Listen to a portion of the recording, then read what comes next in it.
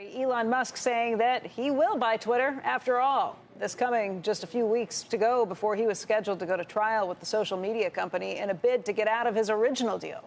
Joining us right now with a look at what may have changed Musk's mind is Musk biographer Walter Isaacson, who is a professor at Tulane University, a partner at Perella Weinberg, and a CNBC contributor. And Walter, look, the knee-jerk reaction was he did this because he didn't want to get deposed on Friday, and his lawyers told him that he very likely was going to lose in court. Is that what changed his mind?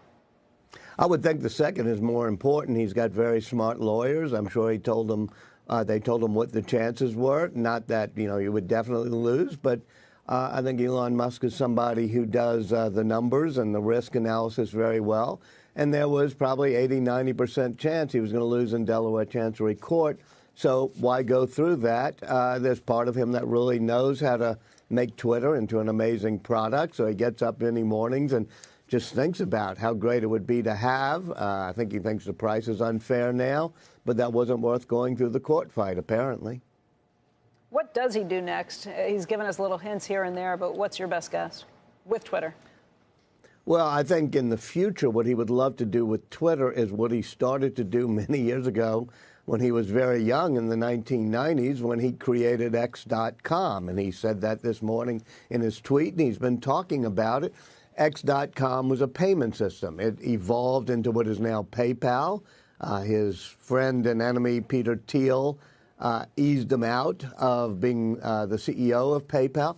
But Musk's vision of PayPal was a little bit, Arjun talked about it earlier in your show, like WeChat, which is a social network on which you do all of your payments, in which people create content, in which it serves as your real financial system. You don't have to write checks or anything else. And so I think he could create, as he certainly knows how to do, a social network out of Twitter that compensates content. In other words, whether you're a newspaper or whatever, you don't have all these paywalls and subscriptions. People who come to you through Twitter pay you a small amount. Likewise, if you're a content creator like on TikTok or YouTube, you get a little bit of payments for that. And I think he's got a really great vision for what Twitter can be.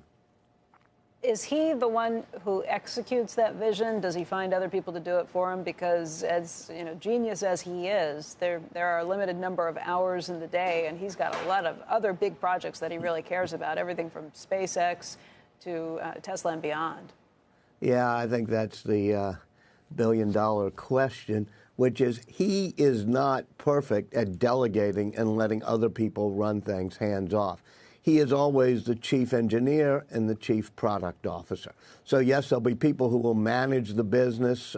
He has incredibly good people, both at SpaceX, like Gwen Shotwell and Mark Juncosa, or at Tesla, like Drew Baglino and Lars Moravy. These are people who can help him run the business.